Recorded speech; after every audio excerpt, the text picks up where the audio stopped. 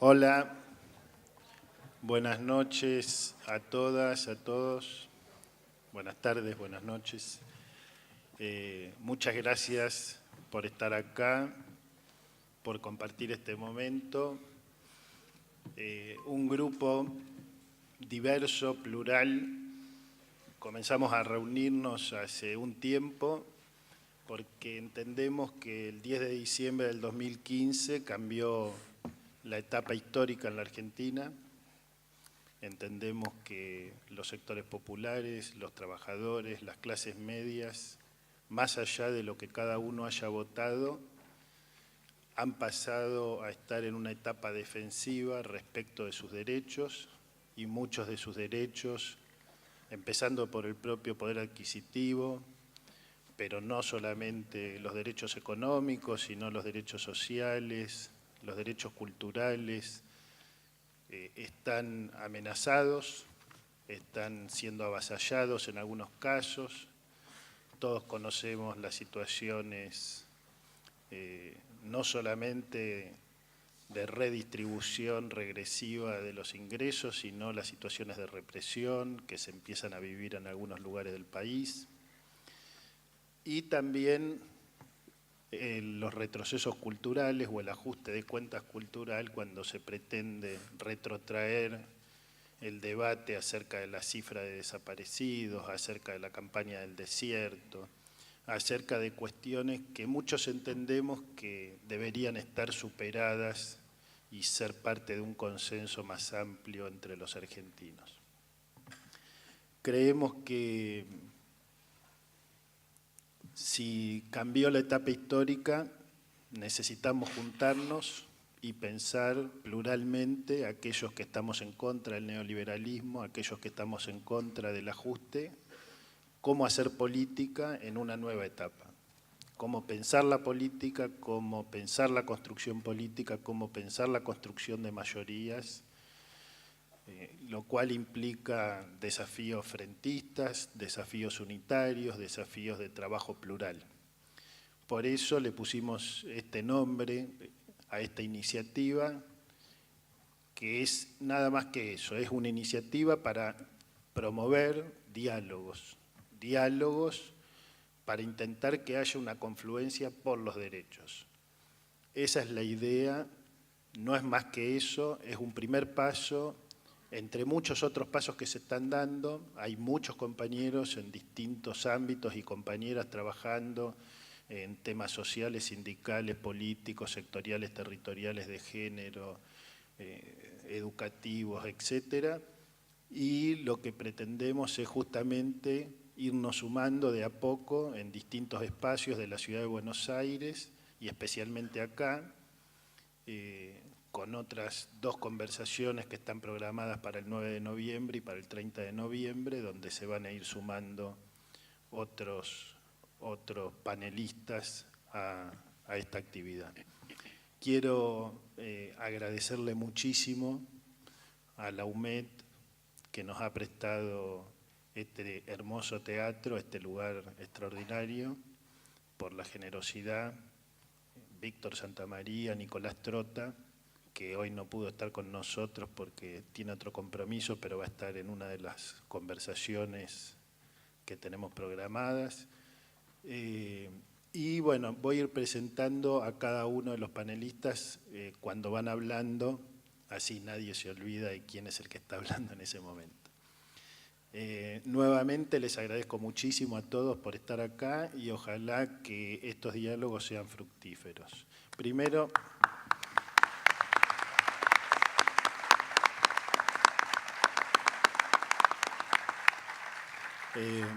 va a hablar Eduardo López.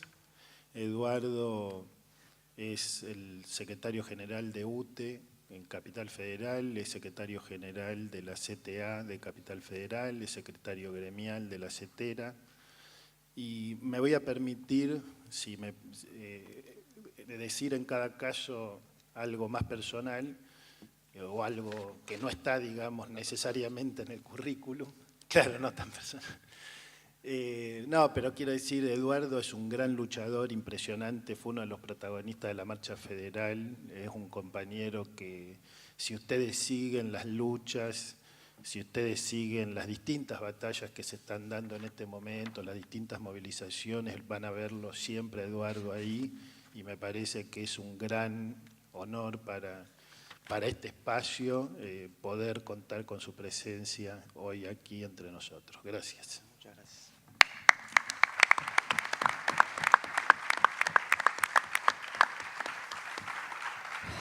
Bueno, buenas tardes a todos y todas.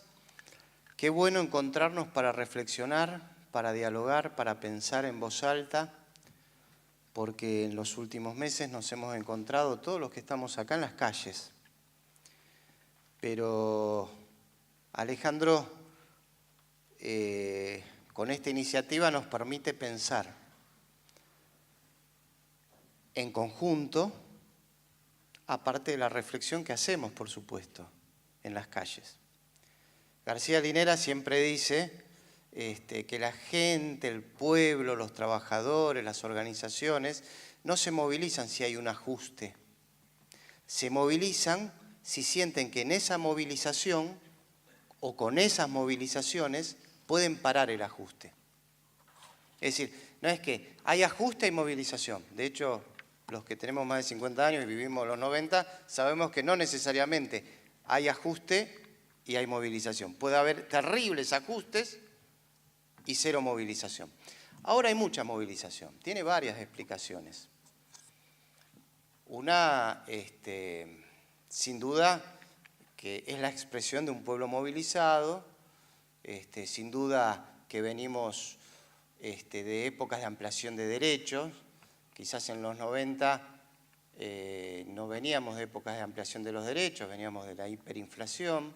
De hecho, siempre digo que la marcha federal de los 90 fue en el año 94 y Menem asumió en el 89, 5 años para organizar la marcha federal. Ahora 9 meses. Hay un cambio de etapa. Y un poco cuando Alejandro, a quien pido disculpas públicamente porque yo soy un Salieri de Alejandro Grimson, siempre lo invoco en las charlas, pero cuando hablamos por primera vez, un poco esa idea, él me planteaba esto, ¿no?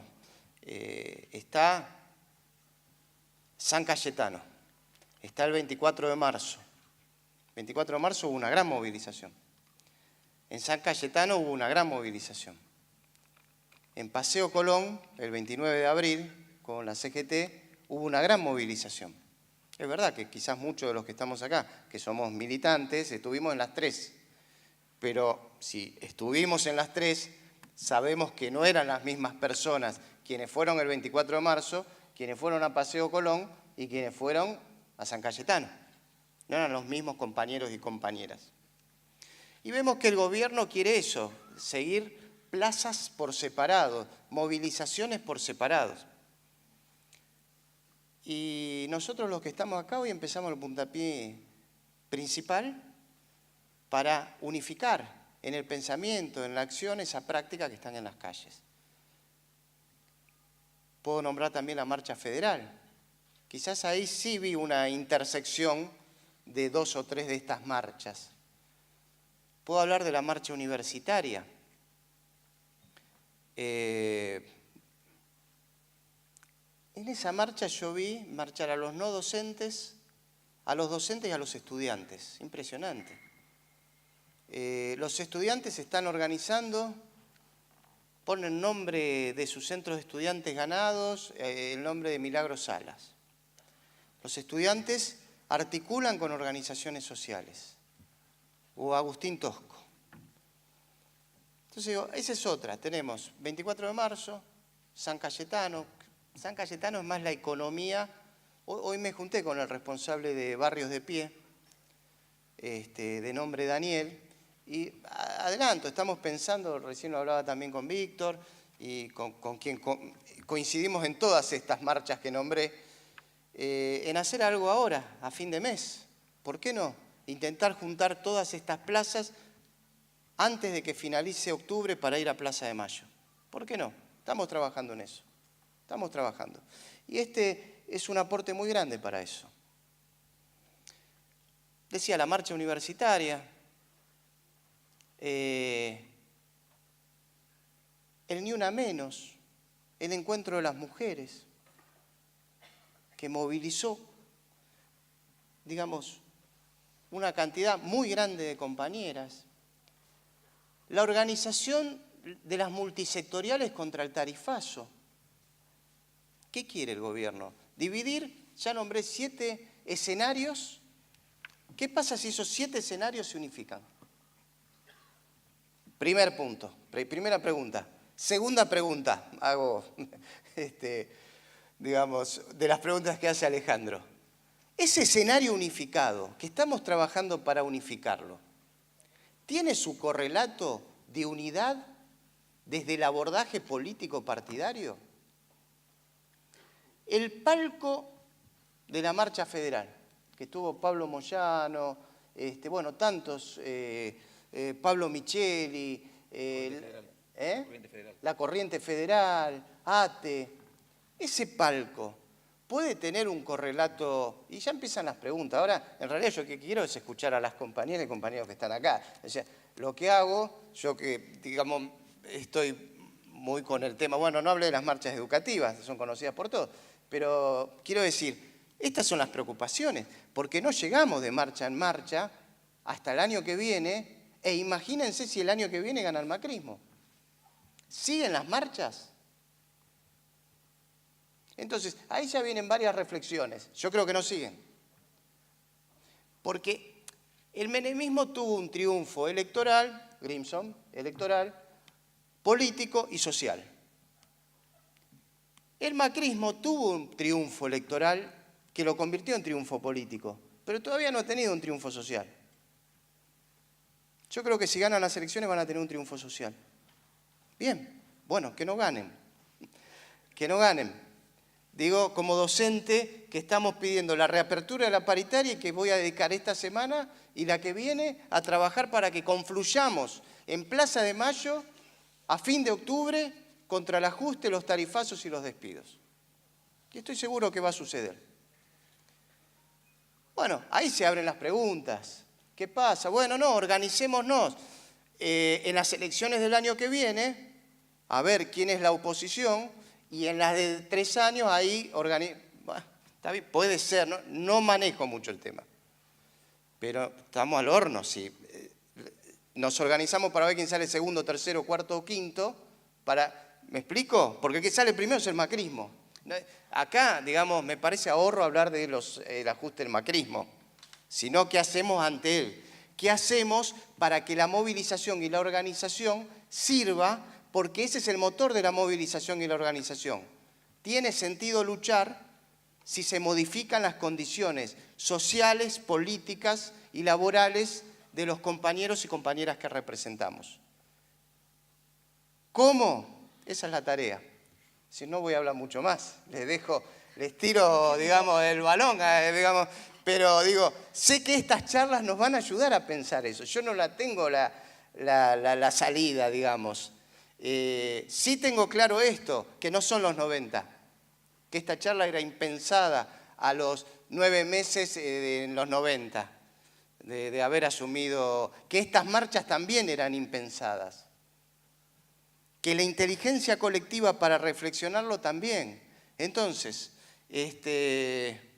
gracias por las charlas, gracias por los diálogos. Sé que hay un sitio en Facebook, bueno, cambiaron muchas cosas de los 90 a esta parte, pero sé que va a haber una segunda ronda de esto, sé que va a haber otras charlas, hay compañeros y compañeras, me olvido de marchas, pero organicémonos, unámonos y peleemos con eficacia y eficiencia contra el ajuste del gobierno, que es el gobierno más orgánico de las clases dominantes, es la única caracterización que voy a hacer, desde 1916 a esta parte. Porque los otros gobiernos orgánicos de la clase dominante eran dictaduras, o sea, no tenían esa legitimidad, o eran gobiernos que habían surgido al interior de partidos populares. Ninguna de estas dos cosas pasa con el macrismo. Entonces, por supuesto que hay que ver para atrás por qué pasó eso. pero también tenemos que ver para adelante cómo lo detenemos y volvemos a la senda nacional, popular, democrática y latinoamericana. Nada más y muchísimas gracias.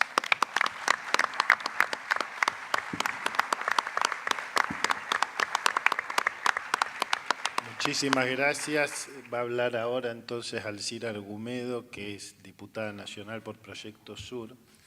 En mi comentario personal quiero decir que el público se divide en dos: aquellos que leyeron a Alcira Argumedo y aquellos que la van a leer en el futuro, porque es una de las autoras principales del pensamiento crítico argentino y latinoamericano.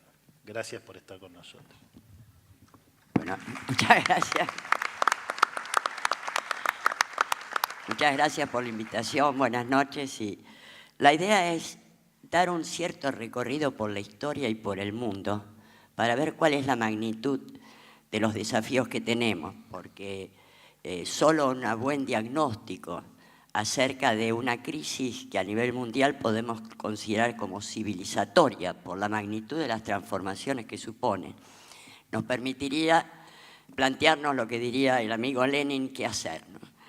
En ese sentido, yo creo que estamos en un cambio de época histórica. Estamos atravesando un cambio de época histórica con el cierre del ciclo de la edad contemporánea y de la revolución industrial. Y estos cambios de época histórica en general duran varias décadas. En este sentido, si nosotros tomamos muy esquemáticamente la Revolución Francesa, que abre el período de la edad contemporánea, evidentemente es el surgimiento de nuevos sujetos sociales, nuevas ideas, una transformación muy profunda que de alguna manera tiene en América Latina sus vertientes más avanzadas. Y en este sentido yo reitero y remarco el privilegio de la mirada de América Latina en términos de cuáles son las respuestas a los cambios de época. ¿Por qué? Porque la libertad, la igualdad y la fraternidad estaban pensados para los blanquitos, para los europeos blancos. Para los negros o para Haití era colonialismo y esclavitud. O en Estados Unidos los hombres son libres, iguales, propietarios, representativos, republicanos, etc. Pero los negros son esclavos y los indígenas hay que masacrarlos. Contrariamente a esto, hacia el mismo periodo en América Latina se plantea la eliminación de la esclavitud y de la servidumbre feudal y el reconocimiento como ciudadanos plenos de estas llamadas castas inferiores. Ahora, esta primera etapa de la revolución va a tener como respuesta la restauración monárquica, donde después de la derrota de Napoleón, etc., se reinstauran las monarquías absolutas que plantean que la verdad de la historia son las aristocracias de sangre, las monarquías absolutas, y que aquellos valores de la Revolución Francesa fueron un equívoco de la historia. No obstante, pasado 3, 4, 5 décadas, se demuestra que esto no era la verdad de la historia, sino el último gran manotazo de ahogado de un régimen destinado a desaparecer por su injusticia, su deshumanización, etc. Y que aquello que se consideraba un equívoco de la historia era el anuncio de un nuevo tiempo. Y digo esto porque el comienzo del cambio de época histórica lo podemos situar en lo que llamamos la Revolución del Tercer Mundo, que es ese periodo que va desde el fin de la Segunda Guerra Mundial hasta los años 70, donde el 75% de la población mundial, que durante los 4 siglos anteriores estuvo sometidos a dominios coloniales o neocoloniales, inicia los procesos de liberación nacional y social, los procesos de descolonización, los gobiernos populares en América Latina. Piensen ustedes que Gandhi en la India, Mao Zedong, Sukarno en Indonesia, Lumumba en el Congo, la revolución cubana, la revolución argelina, los gobiernos populares en América Latina, el movimiento de los no alineados, etcétera, que hacia los años 70 tocan núcleos decisivos del poder de las potencias occidentales, como es el aumento de los precios del petróleo por la OPEP, que son los países que en ese proceso han nacionalizado sus recursos petroleros, la derrota norteamericana en Vietnam, la presencia en los organismos internacionales planteando un nuevo orden económico internacional y un nuevo orden mundial de la información y las comunicaciones. Y esto va a tener como respuesta una restauración conservadora muy brutal, que son dictaduras militares genocidas, en América Latina y en África. Piensen ustedes en América Latina, 71 Bolivia, 72 Uruguay, 73 Chile, 75 Perú, 76 Argentina, más articular con las dictaduras ya existentes en Brasil, Paraguay, etcétera, etcétera. El tema es que esta ofensiva restauradora, a partir de los años 80, va a tener un instrumento poderosísimo, que son las tecnologías y conocimientos de avanzada que vienen de la revolución científico-tecnológica, que cierra el ciclo de la revolución industrial. Y esto en los 80 va a ser utilizado por el bloque occidental, que tiene en esos momentos el monopolio de estas tecnologías, para un avance y profundización de esa restauración, que son los gobiernos, básicamente Ronald Reagan, Margaret Thatcher, con la concepción del neoliberalismo como una concepción que corta la histórica, digamos, mirada de los keynesiana, llamémoslo así, de los estados de bienestar, etcétera, etcétera, y que de alguna manera va a lanzar a partir de esto, por una parte, el comienzo de una reconversión tecnológica salvaje, porque estas tecnologías, entre sus múltiples beneficios, requieren un 75% menos de tiempo de trabajo humano. Y sobre todo van a lanzar la guerra de las galaxias contra la URSS, que logra a fines de los años 80 la desarticulación de la Unión Soviética, la caída del muro de Berlín, etc. Y ahí vienen 10 años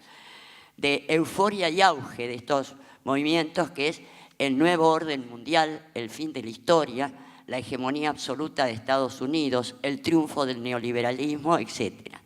Y esto va a ir acompañado por un avance de Estados Unidos en el control territorial a través de distintas guerras, principalmente la primera guerra de Irak, la guerra de Afganistán y la guerra de Somalia.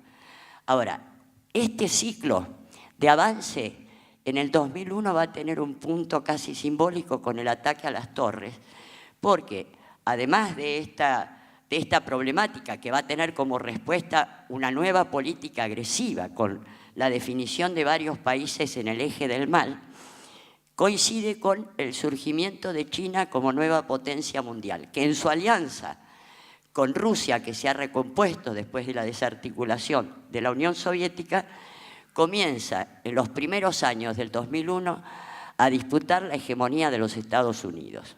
El tema es que esta hegemonía, ya voy a llegar aunque no crean, el tema es que esta hegemonía, la disputa por la hegemonía entre estos dos bloques de poder está creando condiciones catastróficas.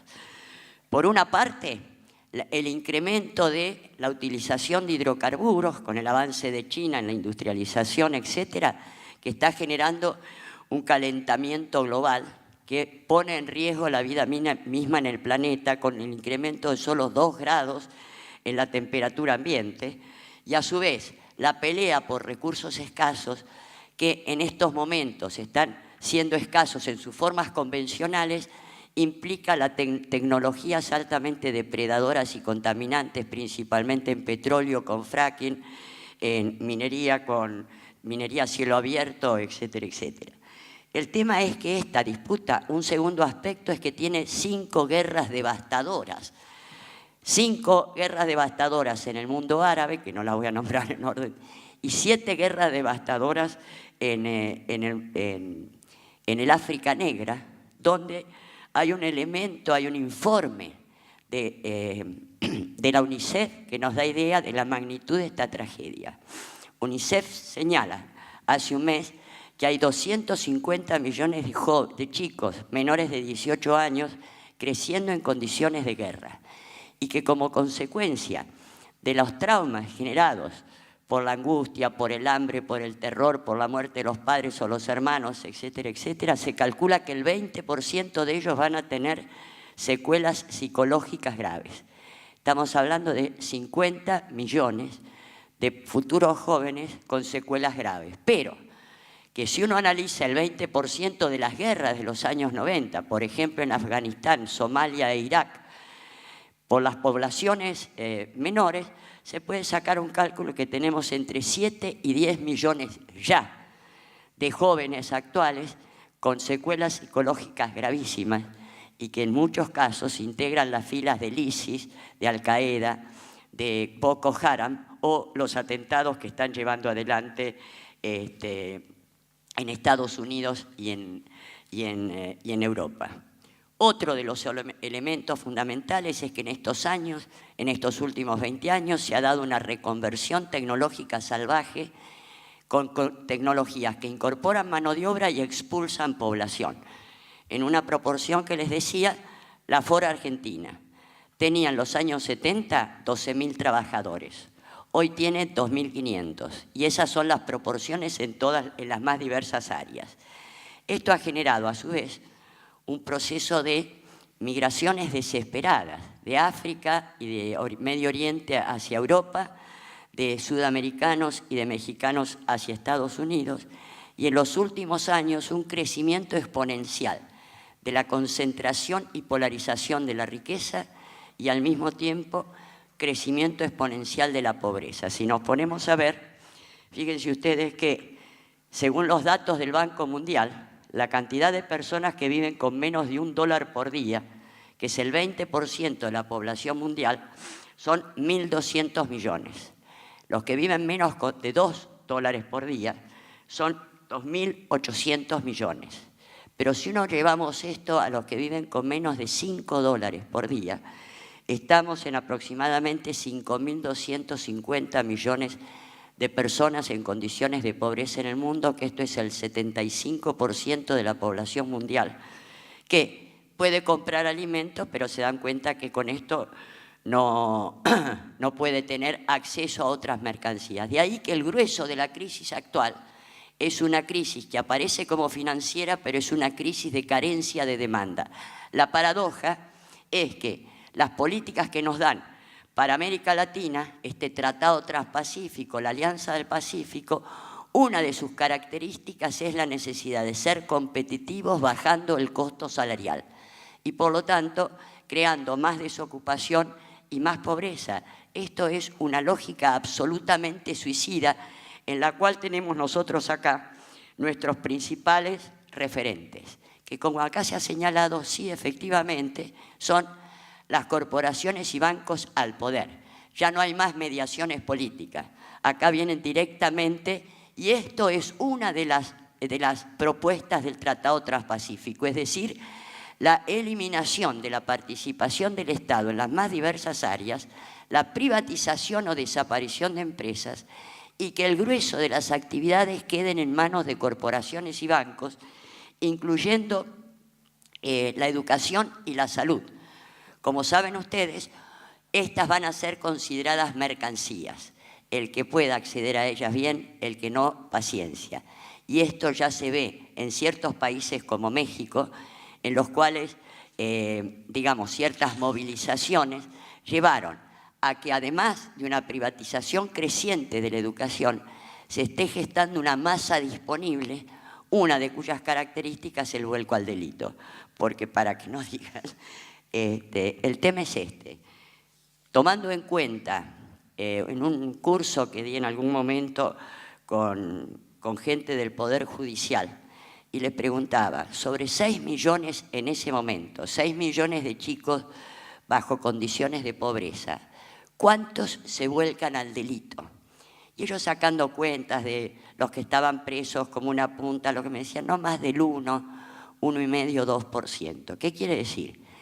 Que el 98% de nuestros compatriotas en condiciones de pobreza son maravillosos, porque estando atrapados sin salida buscan otras alternativas que no sea el delito.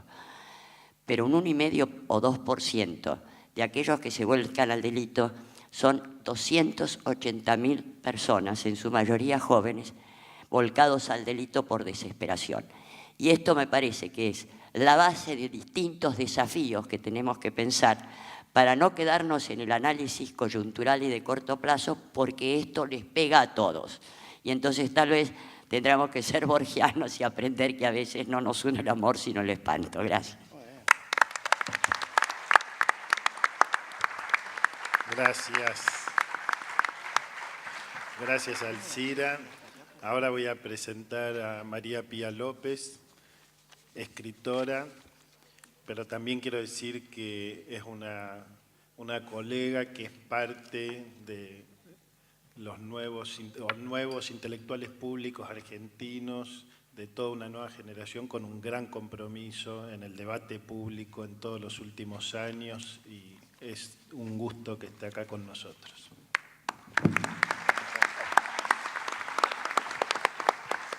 Muchas gracias por la invitación, Alejandro, a esta conversación y a los anfitriones. Después de hablar Alcira con el Gran Friso Internacional, todo lo que voy a decir va a ser provinciano. Porque no voy a... Le voy a agregar algunos matices al análisis, pero porque lo voy a provincializar, si entendemos Argentina como una provincia de ese amplio mundo, ¿no? Yo pensaba cuando Alcira mencionó el término «qué hacer», refiriéndose a Lenin, y a mí me recordaba el «qué hacer» a otro libro clásico, no tan clásico como el de Lenin, pero un clásico argentino, que es el «¿Qué es esto?», ¿no? Entonces pensaba que la intervención iba a oscilar entre el «qué es esto?» y «qué hacer», para pensar la coyuntura y pensar los desafíos que tenemos. Decía que le agregaría una inflexión porque tengo la impresión que América Latina, casi en su conjunto, o por lo menos en algunos de sus países, durante la primera década del siglo XXI, vivió movimientos políticos y sociales, estrategias nuevas de gobernabilidad, en muchos casos abiertas por las crisis que se vivieron alrededor bien a principios del siglo, que supusieron una ampliación de derechos y el intento de fundar lógicas redistributivas, reparatorias y poniendo en juego la idea de igualdad. Me parece que caracterizar este momento como restauración conservadora, que es el modo que creo que lo tenemos, o yo personalmente lo pensaría, es precisamente porque hubo algo antes que intentó agrietar, generar lagunas, complejidades, tensiones respecto a ese funcionamiento del orden neoliberal, y eso quizás el caso de Brasil es el más emblemático respecto del tipo de castigo y condena a esos movimientos populares que instauraron otras lógicas de gobernabilidad. En el caso argentino, yo tengo la impresión de que el laboratorio de este gobierno es Jujuy, que el laboratorio de esta nueva estrategia de gobernabilidad a la que estamos asistiendo es Jujuy, y que tiene como caso emblemático de su puesta en funcionamiento la cárcel de Milagro Sala y de otros compañeros y compañeras militantes de la Tupac Amaru. Poco después que le encarcelaron a Milagro, la primera acción que hizo el gobierno de Morales fue llevar adelante desde la gobernación el reparto de juguetes para el Día de Reyes. Esa era una acción que hacía el movimiento Tupac Amaru. Es decir, se ponía en juego ahí un derecho muy específico, que ya no es el derecho de recibir, sino la potencia de dar. Lo que está en juego en esa cárcel es la potencia de hacer del movimiento social argentino, y lo que se condena es precisamente la capacidad de fundar ciudad, fundar barrios, generar estrategias políticas de acción confrontativa y también generar situaciones de fiesta, hedonismo y placer, como las piletas, ¿no? Todo eso que es parte de la potencia de un movimiento popular es condenado, y claramente se va erigiendo contra la figura de la militante comprometida, condenada, la figura de la asistencia social. Cuando decimos confluencia por los derechos es porque los derechos están amenazados. Y eso no significa que no va a haber en Argentina distribución de dinero, circulación de flujos financieros en relación a los barrios, en relación a las zonas más carenciadas, que creo que lo va a haber porque, entre otras cosas, una gobernabilidad se sostiene en función también de evitar que grandes masas de la población acentúen su disconformidad y su confrontatividad, sino que todo eso se va a dar sin la idea de derechos. Es decir, se va a dar de los viejos modos, que es el de la dádiva, el punterismo, el clientelismo, y no diciendo a las personas que tienen derecho a dar y a recibir, porque son ciudadanos. Es decir, por eso digo, lo que está en juego, y por eso digo Laboratorio Jujuy, es un modo del disciplinamiento social. Es una reposición del mando y una reposición de ese mando, de un mando que tiene que ver fundamentalmente con la afirmación de la estructura desigual de las clases. Es eso lo que está en juego. Y lo que está en juego entonces es abolir la idea de derechos y fundamentalmente algo que conlleva la idea de derechos, que es la idea de igualdad. Por eso, digo, este va a ser un tiempo de ONGs, de fundaciones, de merenderos. Digo, vamos a tener eso funcionando permanentemente y vamos a tener la llegada al mundo popular por esas vías, porque lo que me parece que identificaron algo que es problemático para ese quehacer nuestro. Es un tema que yo creo que es bien problemático, que es hasta qué punto hay un fondo conservador en grandes sectores de la población argentina que se activó, y el neoliberalismo sabe activar, y el neoliberalismo sabe activar cuando afirma el individualismo más extremo, que sabe activar cuando afirma la idea de meritocracia, que sabe activar cuando dice cada uno tiene aquello por lo cual hizo un esfuerzo desmesurado, que es la división entre las personas respecto de la igualdad. Nadie quiere parecerse a otro, nadie quiere aceptar, o muchas personas, y este es el fondo del sentido común conservador que el neoliberalismo está acentuando, es decir, eso estaba. Podemos decir que eso no estaba, que eso no es parte de la trama social de nuestro país. Pero sin embargo se ancla sobre eso para producir, agitarlo y volverlo activismo político. ¿Por qué? Porque es aquello que viene a diferenciar el que trabaja y hace un esfuerzo, digo, estoy pensando en la voz de los taxistas, ¿no?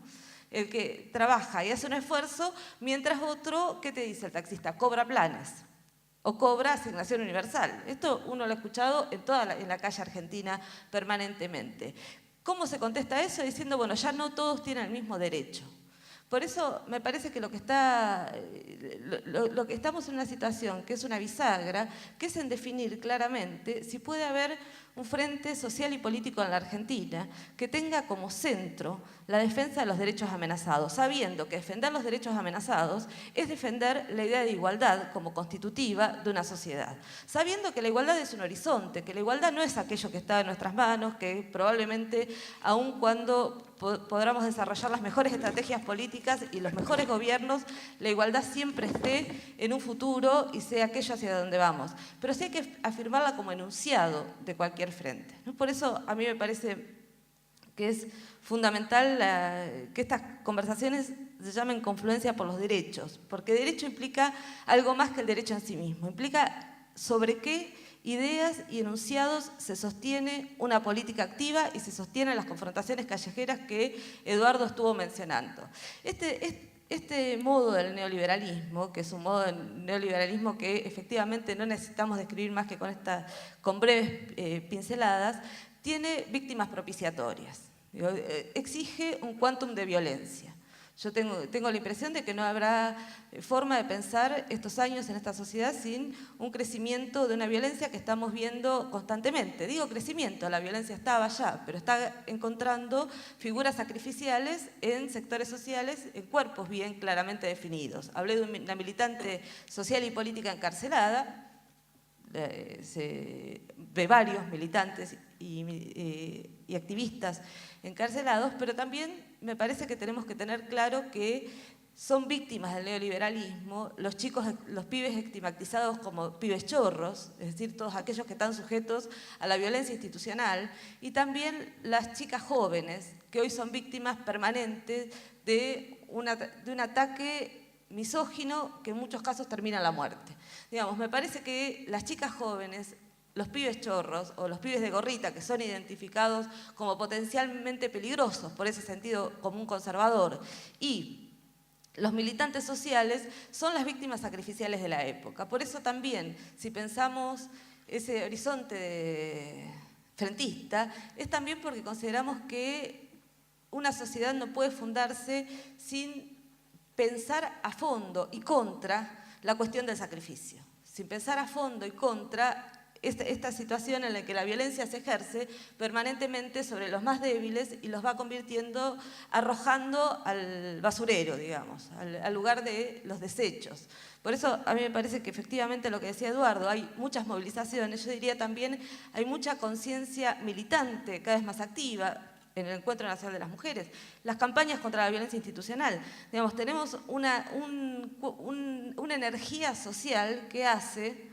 Digo, eso uno lo ve, por ejemplo, cuando trata el tema femicidios en comparación con México. La velocidad de la sociedad argentina para reaccionar es una velocidad festejable y es una felicidad que a todos nos deja un poco más tranquilos con respecto a la comunidad a la cual pertenecemos, ¿no? Entonces, digo, pero al mismo tiempo me parece que son temas, por eso digo un frente social y político. ¿Por qué? Porque el tema del frente efectivamente es un tema que nos lleva a pensar en las elecciones, pero también nos lleva a pensar cuáles son las redes, los entramados, las articulaciones que tenemos que tener por abajo de ese momento electoral, que tenemos que tener como red de complicidades, de acuerdos, de activismo mutuo, de confrontación, para poder lidiar en cada lugar, en cada institución, en cada barrio, en cada ciudad, con respecto a esta avanzada cruenta de las nuevas formas del neoliberalismo y de la restauración conservadora. Digo esto en un contexto en que, ¿cómo definiríamos ese frente? El otro día hablando con Alejandro por teléfono, él me dijo una frase que me interesó, dijo, no pensarlo como frente antimacrista. Me dijo, ¿por qué no pensarlo como frente antineoliberal? Y a mí me pareció que esa idea era una idea sugerente. Por supuesto, pensar un frente como frente antineoliberal implica también tensión, conflicto al interior de muchas fuerzas partidarias. Es decir, implica desplazamientos, implica aperturas de huecos para que esos diálogos y conversaciones sean posibles, implica lo que implica toda conversación, ¿no? Que es en toda conversación, ¿qué hacemos? Escuchar a otros y pensar, como casi esquizofrénicamente, ¿no? Que quizás ese otro tenga razón, ¿no? Lo pensamos un ratito, después vamos a afirmar lo que creemos, pero la diferencia entre una conversación y una polémica es que hoy uno en una polémica tiene que salir a confrontar y ganar. Cuando se está conversando está haciendo otra cosa, que es dejándose habitar un ratito por la pregunta íntima de ¿no seré yo la que está equivocada? Bueno, me parece que cualquier estrategia frentista exige esa pausa, exige ese paréntesis, exige ese momento en que pensemos que quizás otros estén diciendo algo que nosotros no vemos, que quizás otros estén advirtiendo algo que no está en nuestros programas, no está en nuestras líneas partidarias, no está en nuestras lógicas de intervención habitual.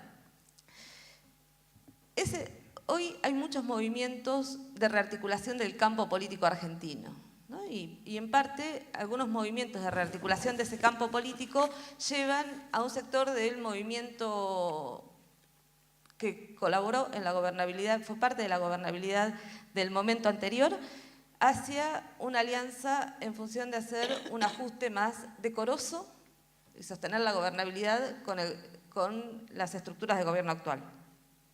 Yo diría, frente a eso, como parte de ese movimiento político, que fue gobierno hasta el 19 de diciembre, yo prefiero imaginar, en función de ese horizonte de igualdad y de evitar una sociedad sacrificial, prefiero pensar que el frente que podemos habitar es un frente social y político de articulación con las izquierdas, los grupos autónomos y todos los sectores de rebeldía antineoliberal de la Argentina. Muchas gracias.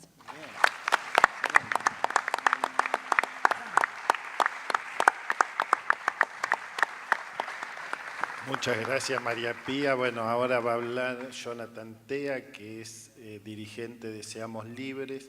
Para nosotros es un gran placer que esté Jonathan acá como uno de los dirigentes políticos jóvenes, como parte de toda esa juventud que se metió en política en los últimos años, no hace pocos años, pero en los últimos años, y que representa parte de una nueva generación que queremos que esté presente también en las próximas mesas con distintos referentes y con distintas opiniones y vertientes.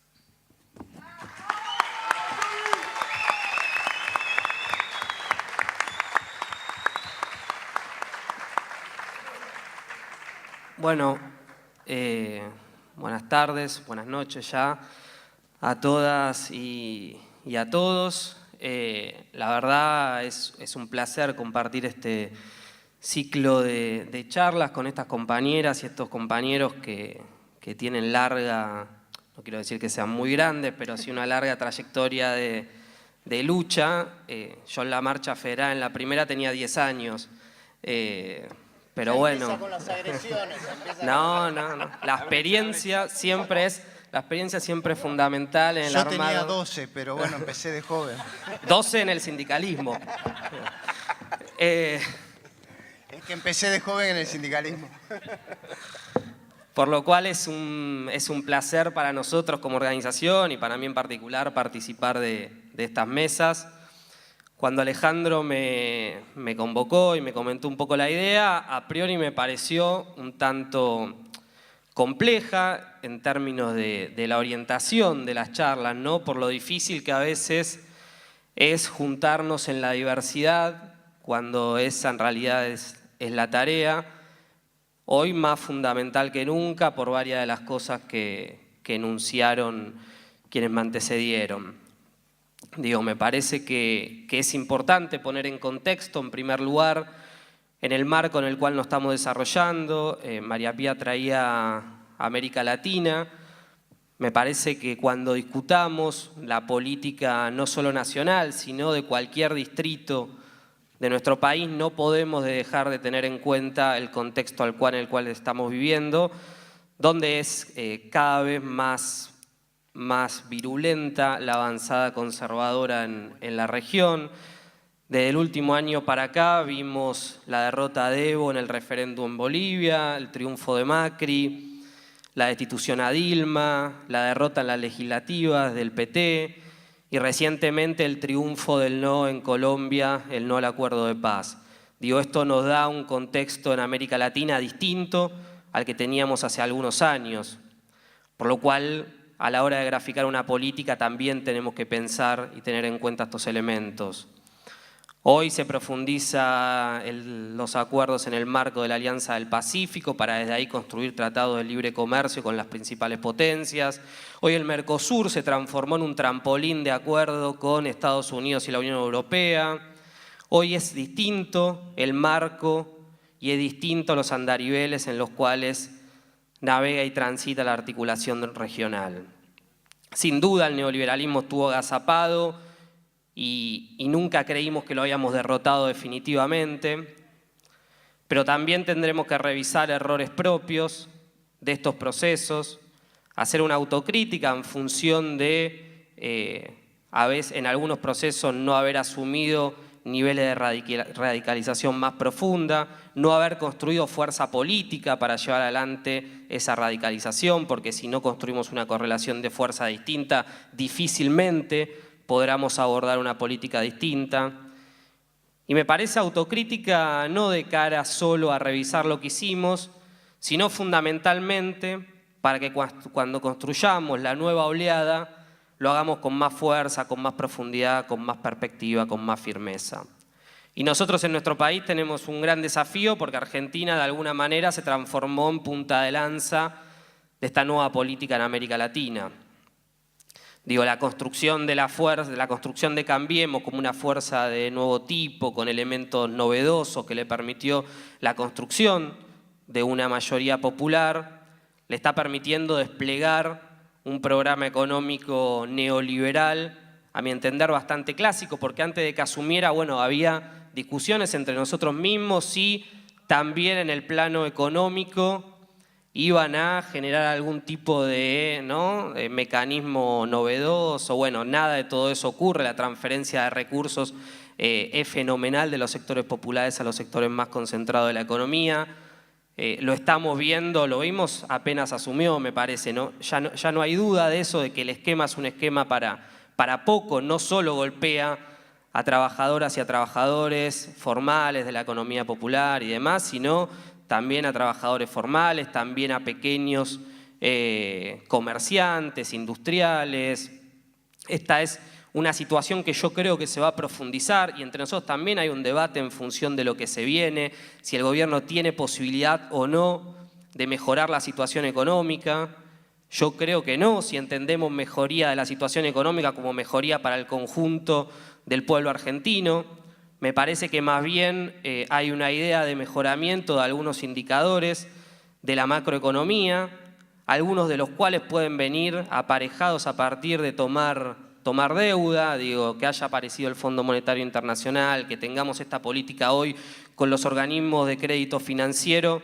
No me parece menor porque lo que trae aparejado ese endeudamiento es condicionamientos económicos, es pedido de achicamiento del déficit fiscal, eso es ajuste, flexibilización laboral. Bueno, conocemos muy bien esas recetas, conocemos cuál es el rumbo, me parece que va a adoptar el gobierno, cuál es el plan económico. Esta semana fue muy gráfica, ¿no? El martes estuvo en la Cámara Argentina de Comercio con las seis principales cámaras que agrupan al empresariado nacional. Al otro día inauguró el coloquio de ideas en Mar del Plata, junto a los representantes de las principales empresas de nuestro país.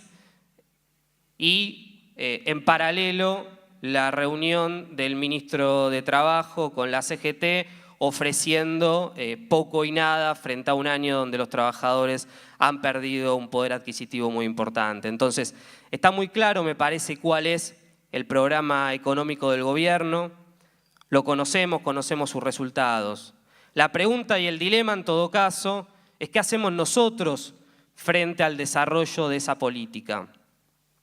Eduardo traía al principio lo que fueron las manifestaciones del 1 de mayo, en realidad el 29 de abril, ¿no? Pero el Día del Trabajador, la Marcha Federal, San Cayetano, bueno, muchas movilizaciones masivas con la particularidad, me parece, de que no solo la masividad fue un dato central a tener en cuenta, sino el nivel de heterogeneidad que lograron construir esas movilizaciones. Me parece que hubo mucha capacidad de quienes las organizaron en construir en la diversidad, en entender que para resistir estas políticas de ajuste, para resistir el avasallamiento de nuestros derechos, había que construir marcos de unidad amplios. Y eso se sigue expresando a lo largo y ancho de todo el país. Muchas no llegan a los medios masivos porque suelen reproducir lo que pasa en la ciudad de Buenos Aires y en el primer cordón del conurbano, pero lo cierto que es a lo largo y ancho de todo el país se van reproduciendo manifestaciones y articulaciones para resistir esta política en contra de los derechos de las trabajadoras y de los trabajadores.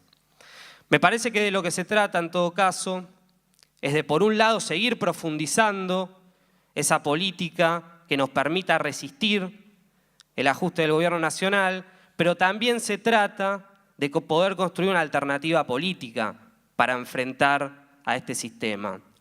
Porque si no, tal vez podamos caer nuevamente en algo que ocurrió en los 90, que eran muchas las organizaciones sociales, sindicales, políticas, que resistían en la calle y que daban la batalla, y después sectores de la partidocracia tradicional iban a los estudios de televisión y se mostraban como la superación a lo que estábamos viviendo. Me parece que nosotros tenemos que aprender de nuestra historia, vamos a seguir estando, por supuesto, en la calle, pero además hay que empezar a discutir cómo construimos la alternativa política, cómo somos resistencia, pero también cómo somos alternativa. Y para eso, muchos de los que estamos acá y muchos más que defendemos cotidianamente los intereses de los trabajadores y de los sectores populares, tendremos que aprender a recorrer un camino distinto, dejar de lado rencillas, diferencias, matices y avanzar con humildad la construcción de por lo menos de ese debate. Por eso es interesante esta confluencia por los derechos. En ese sentido, para nosotros central dejar de que nos ordene la política el gobierno que se fue el 10 de diciembre. Para los que se sentían, para los que acompañaban al gobierno y para compañeras y compañeros que no acompañaban. Digo, es central lograr empezar a pensar la política en función de la mirada que tenemos de lo que pasa hoy y de lo que debería pasar mañana. Porque me parece que si nos sigue ordenando la política a nosotros, a los que somos compañeras, compañeros, el gobierno que se fue el 10 de diciembre va a ser muy difícil. Creemos que hay que empezar a mirar para adelante. Tenemos coincidencias claras con compañeras, compañeros que teníamos o que tenemos una mirada distinta sobre el gobierno que terminó el 10 de diciembre. Tenemos que avanzar en la construcción de ese espacio, de esa alternativa que pueda expresar a los sectores populares. Y me parece que la ciudad de Buenos Aires es un buen lugar para empezar a caminar en esa sintonía. En esta ciudad donde el PRO construyó y maquetó lo que fue luego su fuerza política, me parece que nosotros tenemos la oportunidad de empezar a caminar en ese sentido. Y para eso hay que asumir algunos desafíos y algunos debates que hacen a la especificidad que tiene este distrito. Y no digo que transformemos estas charlas en charlas vecinalistas, porque a ninguno de los que está acá nos moviliza la discusión de ningún distrito. Digo, a todos y a todas nos ordena nuestra militancia una perspectiva nacional.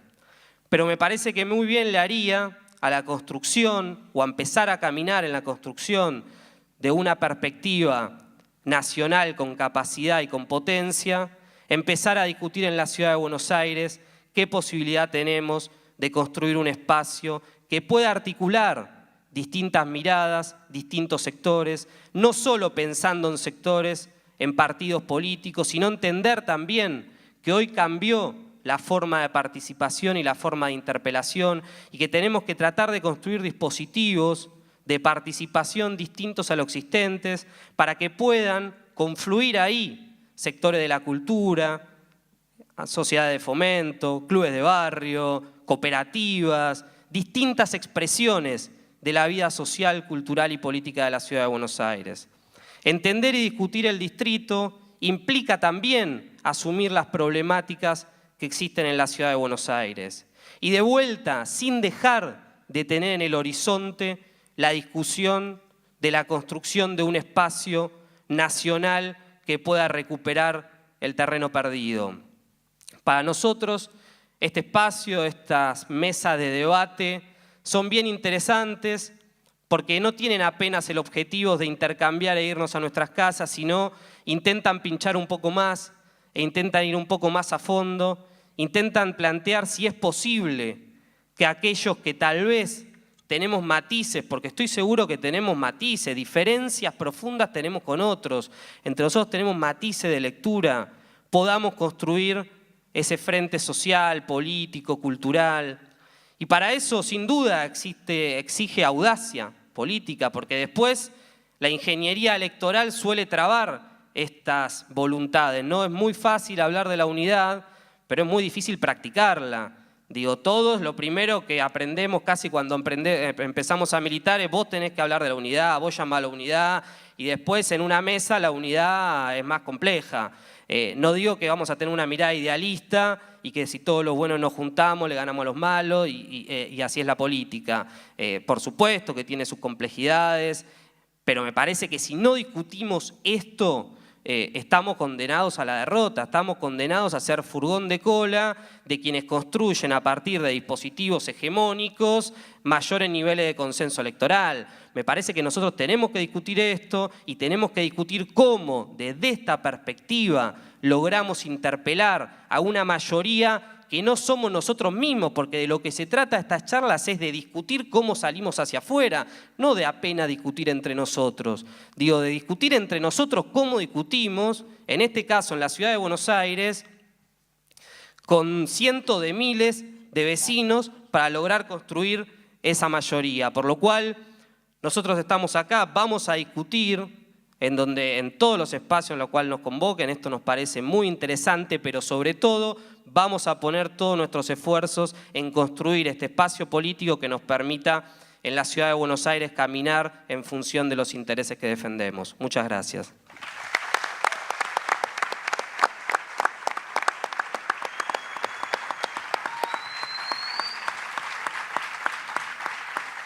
Muchas gracias, Jonathan. Bueno, ahora para terminar esta primera ronda va a hablar Víctor Santamaría, que es secretario general del SUTER, es presidente del Partido Justicialista de la Ciudad de Buenos Aires, es secretario de Estadísticas de la Confederación General del Trabajo. Pero yo quisiera agregar que para cualquiera de los que vemos la actividad del SUTER y de las actividades de Víctor Santamaría y de todo su equipo en la capital, realmente es impresionante la importancia que el SUTER le dio a la cultura, le dio al conocimiento, a abrir diferentes espacios, y me parece que eso arroja, digamos, una forma de un cierto modelo en el sentido de cómo los sindicatos trascienden lo gremial, lo sindical, y se expanden para intervenir en otros ámbitos de la vida social, cultural y política, y en ese sentido creo que es muy, muy importante la presencia de Víctor Santamaría hoy aquí entre nosotros.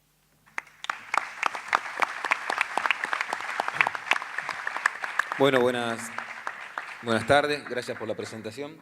Bueno, en primer lugar, agradecer esta invitación, agradecerle también a Eduardo particularmente, con el cual ya llevamos varios años compartiendo miradas y perspectivas con respecto a la ciudad de Buenos Aires.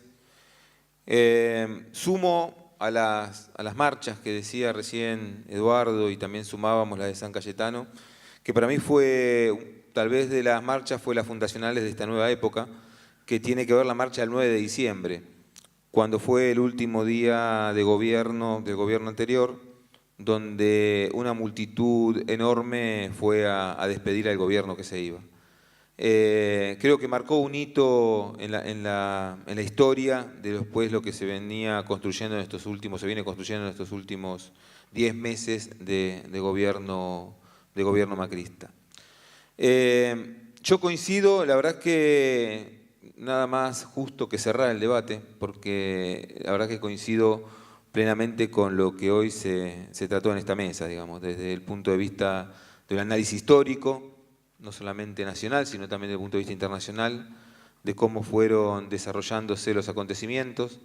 Esa última frase que nos une, el espanto, no el amor, sino el espanto.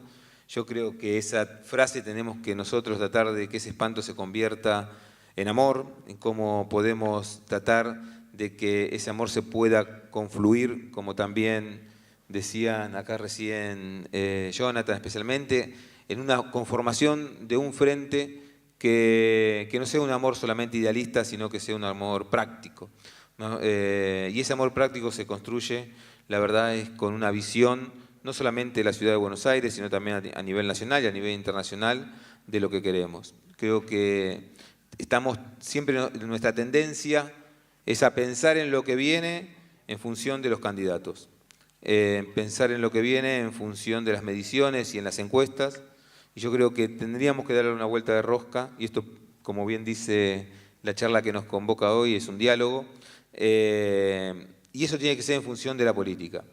Yo, por supuesto, como presidente del Partido Justicialista y como parte de estos 12 años de gobierno, tanto de Néstor como de Cristina, que reivindico profundamente, pero entiendo que nosotros debemos también tener una mirada hacia el futuro. La gente, es muy raro que vote hacia el pasado, pero también es verdad que la gente tiene un pasado reciente muy distinto al presente que estamos viviendo hoy. Y es bueno que podamos sentarnos en mesas parecidas a estas, a tener y a ver y a empezar a decir entre todos, a planificar entre todos cuál va a ser y cuál es esos puntos que hoy estamos unidos en esta mesa. Muchos de nosotros venimos de historias diferentes, lugares diferentes, construcciones diferentes.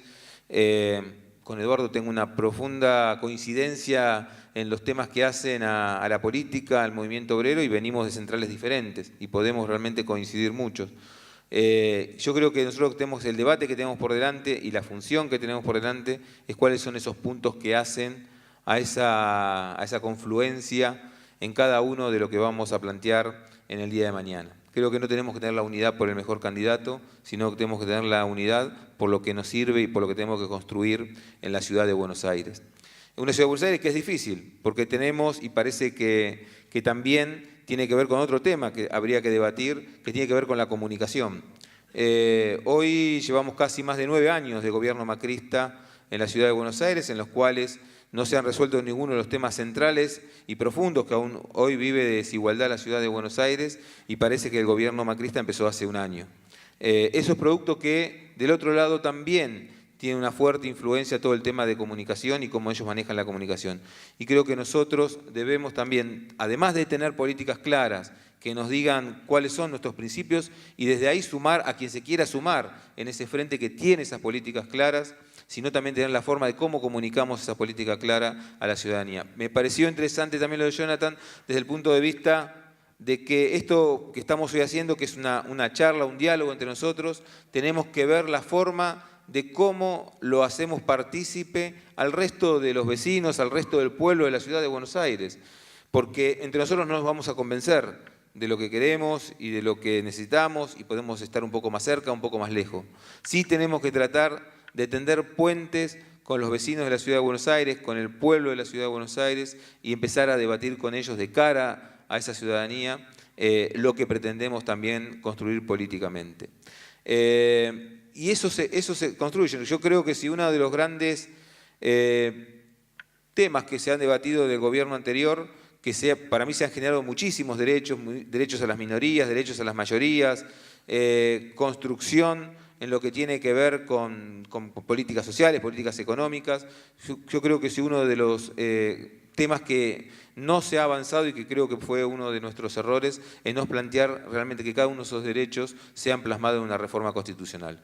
Nosotros seguimos teniendo esa reforma constitucional del año 94, que es una reforma que viene justamente de los mismos que hoy gobiernan la Argentina, y creo que ese debate también lo tenemos que dar, porque los derechos se pueden cuidar y se pueden profundizar si realmente también tiene un debate de cara a la sociedad. Y esos derechos se profundizan de cara a la sociedad cuando se debaten temas profundos como tiene que ver también con una reforma constitucional. Y una reforma constitucional donde se hable poco de lo que tenga que ver con lo que tiene que ver con la política, con lo partidario y sí con los derechos.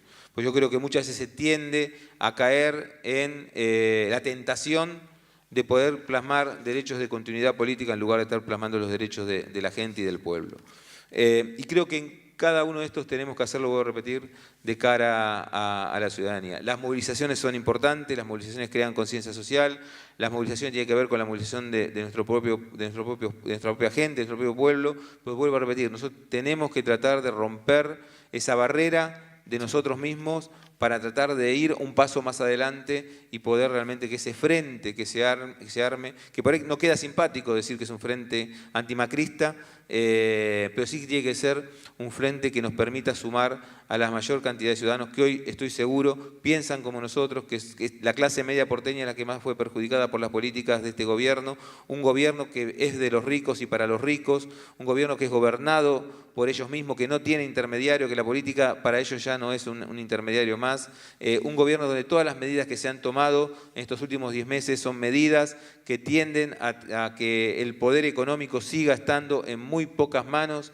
y que defiende solamente a los grandes grupos económicos concentrados, y nosotros tenemos que ser capaces de interpretar ese movimiento nacional, popular, democrático en los distintos lugares del país. Y nuestro desafío, los que vivimos en la ciudad de Buenos Aires, es hacerlo en la ciudad de Buenos Aires. Por eso festejo, me alegro que se hagan esta clase de debates donde podamos realmente dialogar, donde podamos realmente poner nuestras ideas y que nuestras ideas puedan ser también motivo de charla y motivo de discusión con el resto de los compañeros y compañeras y agrupaciones y espacios que seguramente no venimos del mismo lugar, pero queremos lo mismo para la Argentina y para la ciudad de Buenos Aires. Muchas gracias.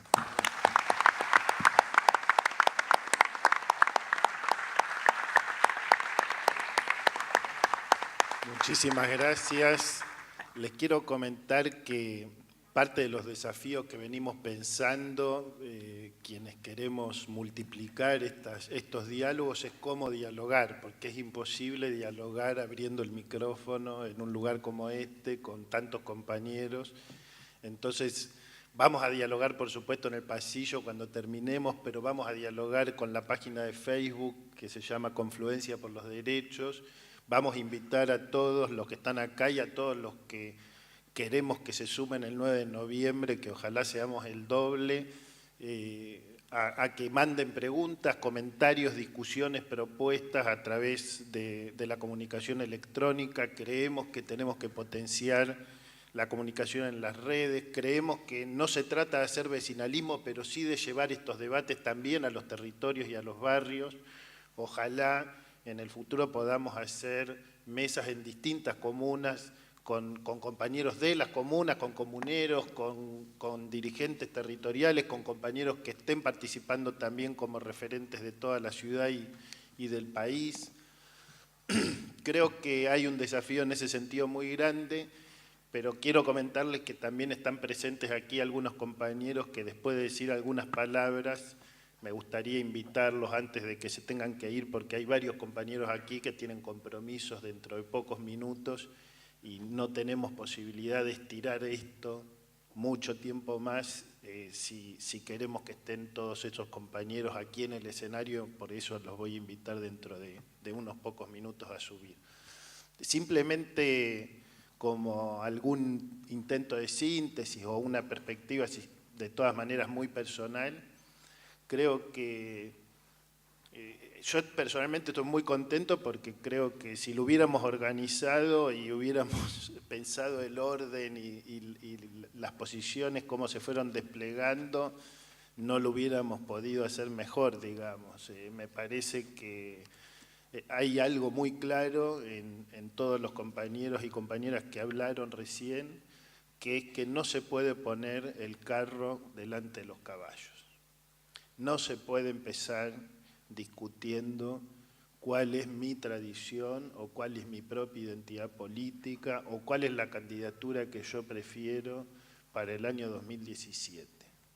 Lo que se tiene que empezar discutiendo es cuál es el proyecto de país que se está imponiendo en la Argentina, que viene a cambiar estructuralmente la economía, la sociedad y la cultura argentina. Eso es lo que ellos quieren imponer. Es un proyecto que está claro para los que estamos acá, que implica la exclusión de millones de argentinos.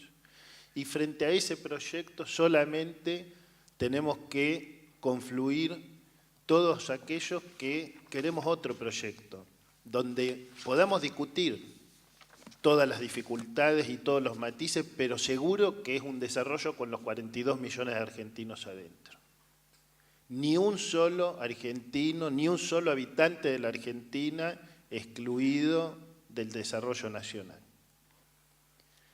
Además sabemos que no existe la democracia si no hay soberanía nacional. Y respetamos los mandatos constitucionales y, como hemos dicho muchas veces, este gobierno tiene derecho a gobernar, pero no tiene derecho a destruir derechos. Nosotros y el pueblo argentino tiene derecho a manifestarse y a decidir, y de hecho decidió que este gobierno fuera minoría en las dos cámaras del Congreso Nacional, y vamos a ir a exigirle a nuestros representantes, y aquí hay representantes nuestros y les agradezco mucho que estén aquí presentes acompañándonos, vamos a exigirle a nuestros representantes que voten la ley de emergencia social, que voten los cambios presupuestarios que haya que votar en este momento para que no se produzca un daño todavía mayor en el año 2017 sobre la economía argentina, sobre la sociedad argentina. Creo que es un desafío muy grande. Uno de los más grandes historiadores que hay sobre el peronismo, Daniel James, explicó que la resistencia posterior al 55 duró pocos años, no fue una resistencia de 18 años como dice Wikipedia, sino que fueron los años inmediatamente posteriores a la Libertadora, y él planteó que uno de los problemas de aquella época es que estuvo muy marcada por lo que él llama una estructura de sentimientos, por una fuerte emocionalidad, por mucha bronca, por tener claro el adversario, pero por falta de estrategia política. Eso no lo dice Daniel James hoy, eso lo escribió hace 25 años, pero hoy necesitamos ese análisis de Daniel James para entender que nosotros no podemos caer en la catarsis y en la emocionalidad como estrategia política, porque en realidad la catarsis es lo contrario de la estrategia política. Nosotros tenemos que entender cuál es el desafío que tenemos ante nosotros, anteponer el país, anteponer el pueblo argentino, anteponer los intereses de la Argentina por encima de cualquier interés sectorial, Y si hacemos eso, vamos a poder aprender mucho, como decía María Pía, unas tradiciones de otras tradiciones. Y los que son mayoría dentro de esa mayoría popular y progresista serán mayoría, encabezarán lo que tengan que encabezar. Pero si nosotros primero decimos quién tiene que ser conducción, no podemos avanzar hacia un frente. Tenemos que avanzar hacia un frente donde haya pluralidad y donde después los que tengan mayoría en las PASO, en los mecanismos democráticos que haya, puedan encabezar algo que garantice la convivencia de lo plural. Yo creo que ese es el desafío que tenemos, mostrar que sí, que somos capaces de poner la estrategia política contra el neoliberalismo adelante, orientándonos para darle fuerza, potencia política, para reinventar todo lo que haga falta de la política, para reinventar nuestras utopías, para reinventar los sueños y horizontes de emancipación de nuestro pueblo y de todos los pueblos latinoamericanos.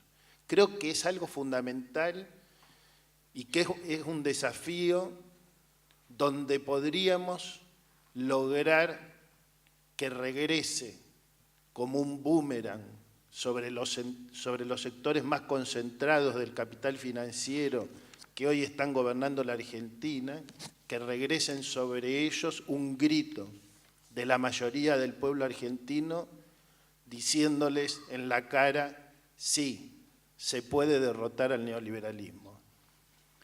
Creo que ese es el desafío, creo que es posible hacerlo, que ellos expropiaron esa expresión, que es una expresión que viene justamente de los que repudian esa hegemonía neoliberal en distintas regiones del planeta, y que el pueblo argentino es capaz de articular todas sus diversidades con ese horizonte, que es un horizonte de construir una gran mayoría popular y progresista, donde volvamos a encontrarnos para poder derrotar este proyecto hegemónico que se impone hoy en nuestro país.